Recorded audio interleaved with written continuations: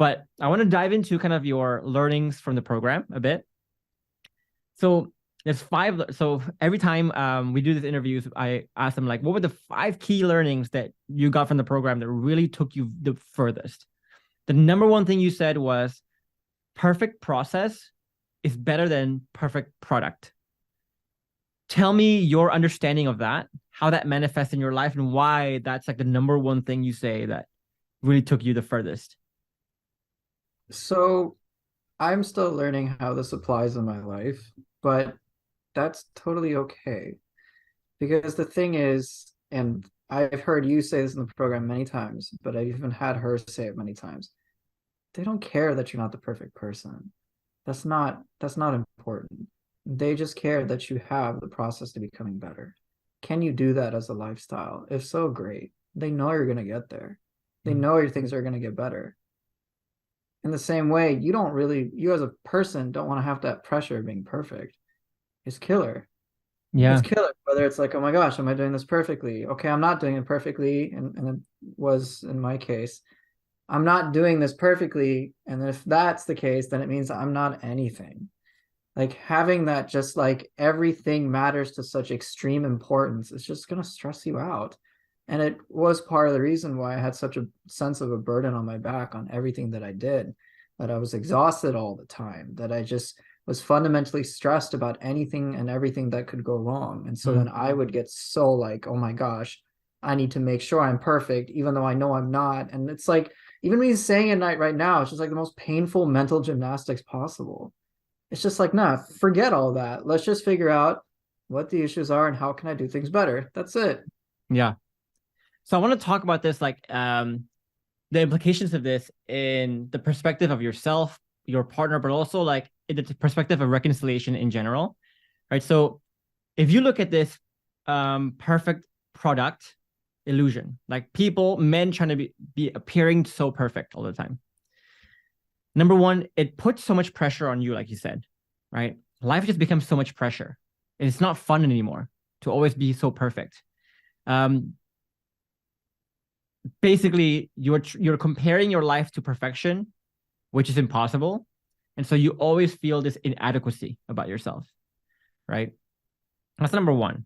But number two is that, there's a quote we say in the program: the moment you think you're perfect is the exact moment you'll be surpassed by someone who thinks they're not.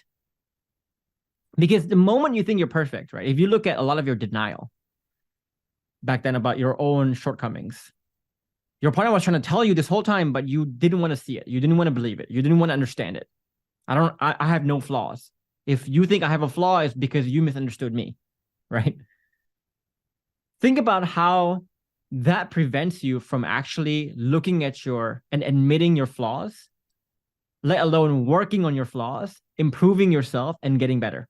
So whenever I see people who think they're perfect, who think they're great, who think they're awesome, and they blame it on their partner wanting to leave, that by definition, you just showed me all your cards.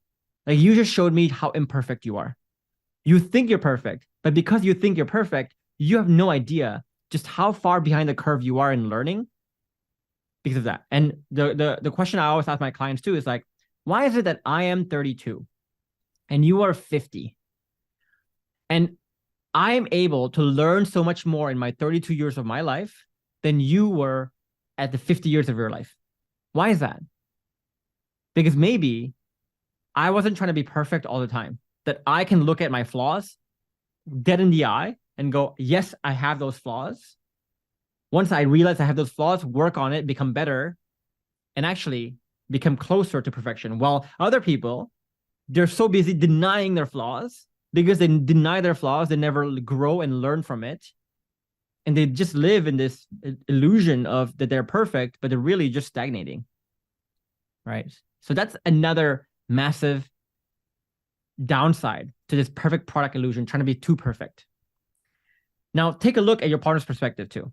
First of all, this standard of perfection is going to put so much pressure on your partner that it'll be impossible for her now to fall in love with you.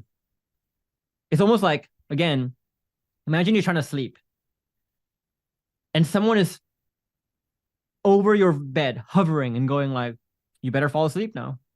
You better fall asleep right now. You better fall asleep quickly. That is not going to help you fall asleep. And they call it falling for a reason. Like falling in love is almost like falling asleep. You have to just fall into it. But the more pressure you add to it, the less they can fall. But the second implication for your partner too is like the most frustrating moment in life is when you're dealing with someone who thinks they're perfect but are not. So imagine you're dealing with a boss, right? You know this boss is so imperfect. But whenever you try to point out this boss's faults and shortcomings, they get so angry, they get so defensive, they just blame it on you, say like, how dare you say that about me? I'm your boss. I'm better than you, whatever it is. There is nothing that destroys safety than that. Right? So if you're trying to reconcile and get back together with your partner by thinking that you need to be perfect, you're ironically going to push that relationship further away into imperfection. You're going to actually destroy it even more than you think. Right? And your partner is not really looking for you to become perfect. Like a lot of people think like, oh, I need to become perfect before my partner is willing to consider me. No, they're just waiting for you. Do you have the perfect process to get there? And that happens much faster, right? Becoming the perfect product will never happen for the rest of your life, but you can show your partner at least that like, this person is on the right trajectory right now, much faster. And so the question, like a lot of people might ask, for example, like, well, if you're under no contact, if you had to move out, Sabor, if you had to like, if your partner wanted like divorced you already, how did you even show your changes? The question is like, well, what changes are you showing? Are you showing that you are trying to be perfect, that you're already perfect? Or are you showing that you have the perfect process, you're on the right trajectory to actually grow? So it depends on the kind of seeds you're planting in that in that sense, right? Absolutely. And I think if you've made the real honest changes that the program has, they will know. And I say this because she reached out to me like months down the line and stuff like that. And then there was a moment in late March, I'm not going to give context about it, but late March, early April, when she just wanted to speak with me very briefly. She was like, yeah, maybe 10, 15 minutes. And then within the first 5 minutes, like she was watching like a hawk on everything, like things you just cannot fake that I wasn't even aware of. She's like, yeah, the way that you reacted, my therapist said that means you've grown, that you've changed. And I remember she like looked at me and it was like, I was so nervous talking to her at that point because I'm just like, I don't know if I've changed much or whatever. And then I saw that, oh my gosh, she's responding to me as if I have changed dramatically. It's like, the analogy is, let's say over a summer, like if maybe you're in school and you come back transformed, and you're like, oh my gosh, who is this guy? She kind of had this effect as well when seeing me. And, then that 15-minute window that she offered turned into like 3 hours. And then it just led into more and more times to talk and for me to just be consistently me as I am today. So it's funny you say that because like a lot of people think that having no contact is a bad thing. But what we just said is like, it's actually a good thing because, if you are in constant contact, it's almost like you're seeing your child every single day over the summer. They're growing, but you can't really see it. Right. But if you, let's say your kid goes on like a summer camp for like, let's say 3 months and it goes through like a growth spurt. And he comes back, it's like, oh my God, you're so tall. You've grown so much. The growth becomes more apparent. And so either way you get, there's pros and cons. I'm not saying like if you're in constant contact, you're in disadvantage or vice versa. It's more like if you're in constant contact, yes, you have the advantage of like the fact that you can plant seeds, you can have conversations, you can like show your changes a lot more. Sure. But when you're in no contact, you have the advantage of having that surprise factor too when that opportunity eventually comes. Now, the question is, with the time you spend in no contact, what have you been doing? Have you just been working? Have you just been focused on like the useless stuff, the irrelevant stuff, the wrong kinds of growth? Or are you actually growing in the correct ways? when you grow in the correct ways, then yeah, that becomes a good thing. But when you are wasting your time during no contact by asking the question, well, how do I manufacture contact, instead of actually going inwards and growing, then yeah, that becomes a bad thing. Like no contact becomes like a disadvantage for you. So it's just like understanding like both, either way, like whatever situation you face, you are surrounded and drowning in opportunities. It's just a way of like, do you realize it enough to actually take advantage of the opportunities that you're given, kind of thing. Of course. Mm. And one thing I wanted to add is that, like, there are different ways you can interpret the no contact. And ironically, the message that she was sending me is one that I received through help with the program, which was, hey, like, basically just go work on yourself and then things will be fine.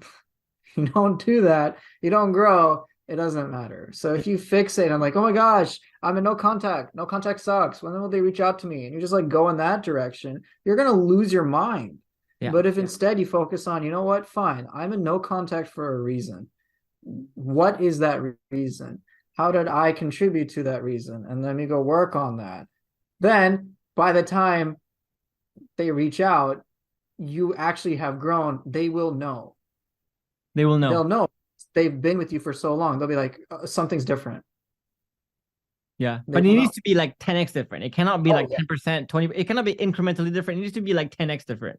Yes. Right. And the second thing also is like,